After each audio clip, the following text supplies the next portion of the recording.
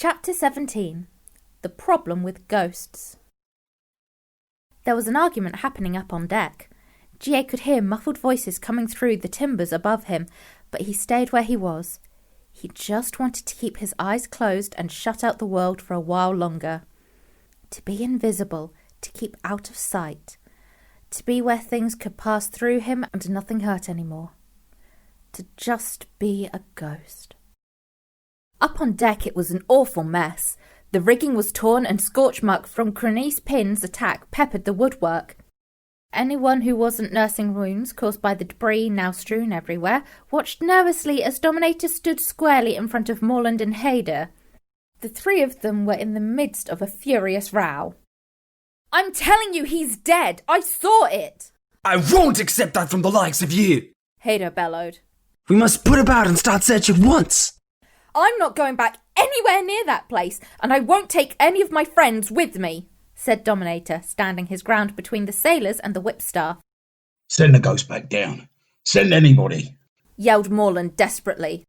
"No one is going down there," shouted Dominator. "We're getting away from here as fast as we can."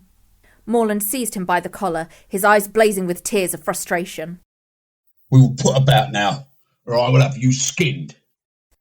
Dominator breathed heavily but didn't say a word, looking straight back at him. Morland stared him dead in the eye, then let the air out through his teeth.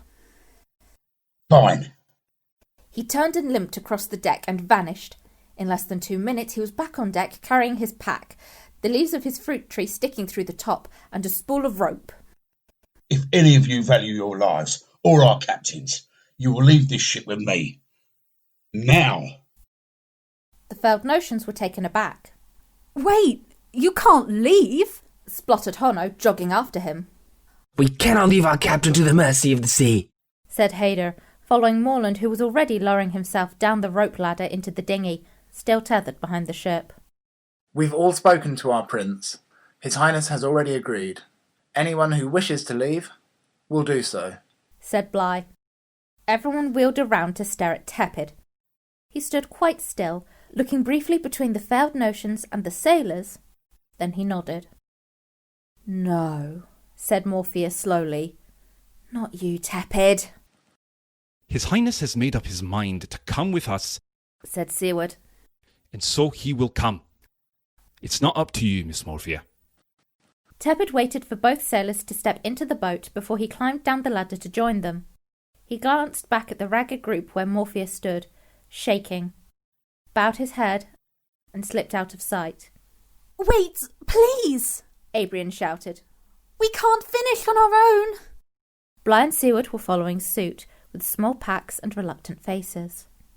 "Please, there's no point. I saw him," said Abrian weakly. "I saw him." Bligh paused. As if he were carrying the heaviest weight he'd ever lifted, he looked back at Abrian. "I know, but I can't leave my shipmates to search on their own. We will either find him and lay our consciences to rest, or we won't, and then we'll know he's not dead, just gone back to wherever he came from." "Without your help, we've got no hope!" yelled Dominator, running to the rail as the dinghy cast off. "Hope is never lost," they heard Bligh call as the dinghy departed. "You've just forgotten where you put it." When G.A. opened his eyes, the weak light of evening filtered through a porthole at the other end of the deck. All was quiet. Whatever argument had been going on must have ended a long time ago. Very slowly, he uncurled himself from where he'd been floating and headed in search of anyone to find out what was happening. The ship didn't seem to be moving. After a few minutes searching, he found his brother, tucked into his customary corner and staring through a gap in the wood as if he was seeing something else altogether. G.A. noticed the tight strip of bandages beneath his shirt and around his feet, and a pang of guilt mingled with gratitude shot through him. What happened to your feet?" he asked. E.A. looked up startled, then glanced down at his feet. "Just caught in some magic," he said. "They're a bit sore, that's all." "Oh." GA desperately wanted to say something good, something to make EA feel better. He wanted him to know he'd do anything to repay him and the others for rescuing him. But the memories of what had happened burned too fresh and bright in his mind. In the end, he couldn't find any words. "I was going to find Delilah," was all he could manage. "Check she's all right." EA nodded, not meeting his eye, but as GA turned to leave, he said, "Before you go, could I talk with you for a moment?" "Of course." GA floated down beside his brother and waited attentively. "I thought you were so brave going down there today," said EA steadily. "You really have no sense of danger anymore."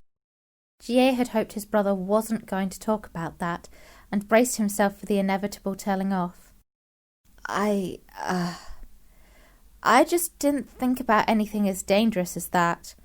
I thought mermaids might cause trouble, and that was what Delilah was worried about. But I never imagined I would." The words got stuck, and he couldn't continue. But EA shook his head. To his surprise, GA saw he wasn't angry at all, but was very pale, even more than usual. When EA spoke again, his voice shook slightly. How much do you know about being a ghost, GA?" GA frowned. "I know I'm blue, that I have to imagine what I look like. It gets on people's nerves when I appear through walls and they're in the bath. Why do you ask?" EA nodded to himself, as if this confirmed something.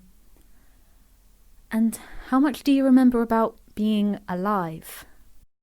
GA was taken aback by this question, and then even more so when he realised how hard he had to think about the answer. I can remember... I remember the wind felt cold. The grass was sort of chilly and damp after that red moon appeared, and I was solid for a little while. I don't remember much. I was so worried about other stuff. But there was this one thing, a kind of warm thumping inside. He pointed to his chest, and EA smiled a little. "That was your heartbeat, GA." "Oh, of course." GA felt wrong-footed. Of course that was what it was, but the sensation felt so far away now. The more he thought about it, there were other things that had faded away into distant corners of his mind, like small lights growing dim. "Why can't I remember that?" he muttered, perplexed. It's all right. Just focus on that memory," said EA hastily. "The more you'll remember, the more you'll—" But GA had already picked up on something in his tone of voice before EA could rethink what he was saying. "The more I'll what?" EA looked at his brother, unable to escape now as he met his eyes. The ground was already slipping away from beneath his feet. "The more you'll stay yourself, even when we're not the same anymore, and we—" GA didn't understand what his brother was saying, but something cold was beginning to slide down inside him. There was nothing but silence. He couldn't even hear the rain. EA took a deep, unsteady breath. "You'll need to take care of yourself, because you can't age. That monster proved you can still get damaged, though you won't... You can't die. If one day, when we're gone and you forget yourself, you'll fade. I've been reading that book, searching for answers, for a way to fix it for you. So one day you won't have to be left behind. But I..." He paused as his voice broke. Images began piecing themselves together in GA's mind. EA hiding his height in Schnoemmer, Delilah's hair growing again, Honno's cousin having a baby. Life was moving, they were all changing, but he was staying the same. "Well, I'm going to carry on reading," went on EA. "And keep an open mind, because I don't want to grow up without GA." He looked around, but GA had faded invisible. Even when he called for him, there was no answer. "You shouldn't have told him," said Delilah, her voice sounding choked. He didn't need to know, not yet. She stood frozen, halfway down the ladder from the upper deck, tears streaming down her face. When EA didn't respond, Delilah climbed down hurriedly and ran past, calling for GA, her shouts echoing through the silent deck. But he was nowhere to be found. Left alone, EA quietly looked back to the gap in the timbers for a moment, before burying his face in his shaking hands. GA didn't reappear all that night. Delilah didn't know if he was even on the ship anymore or if he had flown far away. It wasn't until the late morning of the next day when she finally noticed his faint outline slipping through the rigging. Then the wind moved the limp sheets and she lost sight of him again. Then a soft voice inside her whispered something. "This way." Slowly she walked along the length of the empty deck, stepping around the tangles of rope and the smashed crates. Her bare feet padded up the cold damp steps and past the whipstaff, resting still and solitary without its master. The air grew colder as a gentle mist closed in. Delilah walked on, past the closed door of the captain's cabin, and softly clambered up the ladder to the very end of the ship. GA was floating silently at the stern of the ship, scarcely visible at the edges, looking frayed and tired. He could have been a shroud left hanging in the still air. Delilah stood some distance behind, waiting for any sign of movement, but none came. She looked away up to the sky and its rolling grey clouds, and took a shuddering breath of the chilly air. "It's cold," she said quietly. "I didn't think it would be so cold." She bowed her head and shivered. "Do you think we could go somewhere else? Get away, anywhere, away from this?" Delilah shut her eyes, blocking out the sea and the sky. "I can't." GA's voice broke the air, as quiet as the water lapping the hull below. Delilah looked up and GA turned to face her. He seemed unsteady, yet he held himself upright. As he turned, his eyes looked like silver chains within were pulling the weight of his soul behind them. "I have to think things might turn out better than we hope." The corners of his mouth twitched a little. "Will you come with me?" Delilah's eyes burned as she looked into his. Any words she might have said ached in her throat. She nodded. "Always." The others stayed below as the rain continued through that morning, now falling heavier than ever. Everything had been turned on its head. Everyone wanted to ask the same question, but no one dared say it out loud. Do we go back? Down in the lower decks, Morphea sat at the table with her fingers steepled, staring at the wall. Beside her, Dominator looked as if he had been shouting at himself in his own head, while Annie paced up and down behind them. Abrin sat looking at his map, with Pippa lying across it, but all the flames of his usual curiosity and ingenuity had been extinguished. Gina hid in her hair, with her arm around Honno, who was rather red-eyed. EA sat at the far end, not looking at anybody. The boards creaked as Delilah and GA approached. Abrin looked up at once. "GA, you've reappeared. We thought you'd vanished," he said, blinking as if he'd been asleep. "I did for a while," said GA quietly. "But, well, I'm here now, whatever the outcome." He caught his brother's eye for a fleeting moment and gave the smallest of smiles that said a lot more than words ever could. EA saw it but looked away, drawing his knees in tighter to his chest. "Why aren't we moving?" GA asked after a pause, turning back to his friends. They all exchanged long looks. Aren't we going to..." "I don't know. Frankly, I'm tired, I'm scared, and have no idea what we're doing," said Morphea, looking up fiercely. "Yes, you heard. Scared. Anyone who says they're immune to fear is stupid. This mission has been one mishap after another, each one more dangerous than the last.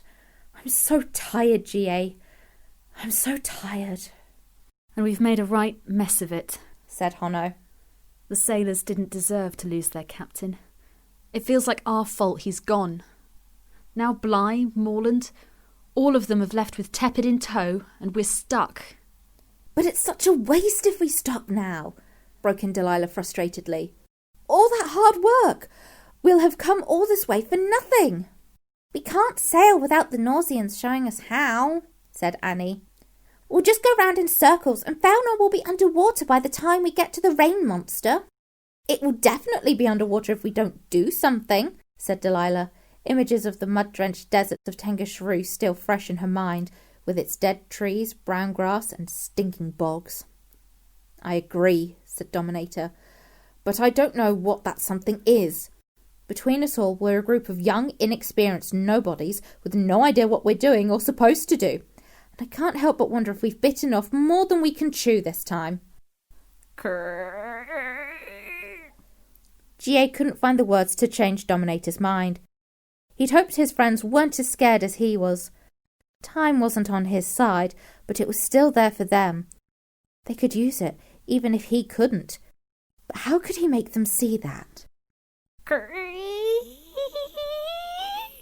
And it was so hard to think with that creaking sound. Wait, that creaking sound? Dominator and Morphea stood up as one. Where's that coming from? Someone was pushing up the hatch leading down to the hold. The others peered over to look. It couldn't be. Together, Morphea and Dominator peeled back the hatch. I'm getting quite good at this stowaway business, aren't I? Said a familiar voice from below. Ah! Morphea shrieked and slammed the hatch shut again. There was a muffled wail from below as it crushed several of Tepid's fingers. Ow! I might. The prince had to explain himself at least 3 times to everyone, bandaging his fingers as he talked. Oh, really? Now, again? He said, exasperated. Do listen. I spoke to Bligh below decks before your discussion with Masters Haidur and Morland took a turn for the worst. It was clear they intended to depart in search of their captain, though I did not believe Captain Oola was with us any more. He paused and drew a deep sigh. However, I feared there would be an ugly scene if the sailors didn't think that they had their prince's blessing. It was only right I appeared to go with them, for your sakes as much as my own. Bligh and I agreed I should stay below decks. Now, I'm not usually one for using magic, but I might be permitted to say that a little can go a long way when used well enough. Orange magic is so useful for conjuring. All of you saw me leave the ship with our crew, while the real Prince of Nausea sat snugly in the hold, working hard to keep the magic going until Bligh and the others had gone far enough away. Now they have travelled a good distance in search of their captain, and will continue to do so until Morland and Haidur's hearts are set at rest. They will have to manage the surprising disappearance of the 5th member of their party themselves, though I am confident Bligh will explain well enough. Having dressed his wounds, he adjusted the sleeve of his jacket. Satisfied the bandages were hidden under the cuff, he looked up to face them. It has been awful to see you all in such a state. Yes, I confess I heard your conversations, and I do apologise for earwigging. More so, I must apologise for subjecting you to this mission. He looked at each of them, his face serious. It was my idea to begin with, and my presumptuous thinking forced you to accept the burden of this journey and all its misfortunes. I had begun to think I was cured from these attitudes which caused all of you to end my rule in Failnor. But now I've been reminded in the cruellest way that I am by no means cured, as the consequences of my actions have once again shown. To Captain Oola, to you, Aluiciuous twins, to you, dear brothers-in-arms of Failnor, I offer my humblest apologies. Please shut up. Tepid looked up from his deep bow. Dominator gritted his teeth, every ounce of strength he had left fighting to retain the 2 fat tears threatening to break away and roll down his face. You, Mr. Tepid, will not make me emotional. This wasn't all your idea. Abrian thought of it first. We chose to go on this mission because we want our home dry again, and because it's our responsibility, and we're all too stupid to say no. Because for some daft reason we care a bit. And maybe for some even more stupid reason, we thought Nausea probably needed the help too. Captain Oola died because of a stupid fat sea monster. GA and EA died because of a stupid horrid witch. And we're all brothers in arms, running Feldnor and stuck living all together in a castle because of a stupid Nausean prince who doesn't know what he's doing. Just like us. Tepid was lost for words. GA had never seen him so dumbstruck, but something in what Dominator said struck somewhere within each of them. Honno found himself standing up, though he didn't know why, and Annie's eyes seemed to have regained some of their sparkle. So, you chose to stay with us, said Morphea, speaking for the first time since breaking Tepid's fingers. Tepid nodded, touching the bandages nervously. Then show us how to sail. I beg your pardon? You're a Nausean, aren't you? Said Annie. Show us how to sail and let's get the rest of this stupid adventure over and done with, once and for all. I would be more than happy to oblige, as long as I don't have to haul out the sheets myself, said Tepid, waggling his delicate digits. Annie giggled. But what about your mermaid scales? He added, and looked at GA, whose spirits sank. I'm sorry, he said slowly. In all the confusion, I think I dropped... There was a very loud splash from above deck. Only then did Honno realise Gina had gone. It was a mad scramble to see who could get to the top deck first. By the time they'd all made it outside, Gina was climbing back over the rail, soaking wet and panting. With her eyes shining, she thrust out her hand. Its contents clacked together. I can do things right sometimes, she said, as Honno took the mermaid scales as if they were made of glass. I told you I could go down there easily. But your element, stuttered Abrian, utterly amazed. Jumping into water like that without thinking, isn't that dangerous for you? I got the idea from a friend who did the same for me once, said Gina, looking at EA. It was worth a chance. Look at these, they're beautiful, said Honno, staring at the glistening scales. Yes, stare away, why don't you? Chided Gina, snatching the scales back. Honestly, shouldn't you give them to Abrian? He's got a potion poison pill thing to make. And Delilah, you've got to do some sort of magic to cook it, haven't you? Then you've got to go and dry off and let us get on with it, Delilah smiled, taking the scales and passing them to Abrian. But he stayed still. The thought of what might lie ahead still churned inside him. He looked round to GA, hovering beside them. What about you? Do you still want to go, after all the danger I put you in? GA shook his head. Don't, Abrian, please. It wasn't your fault, all right? It wasn't. Abrian bit his lip and swallowed hard. Somewhere inside him, a smidgen of courage fought its way through. All right then, he said. Let's finish what we started.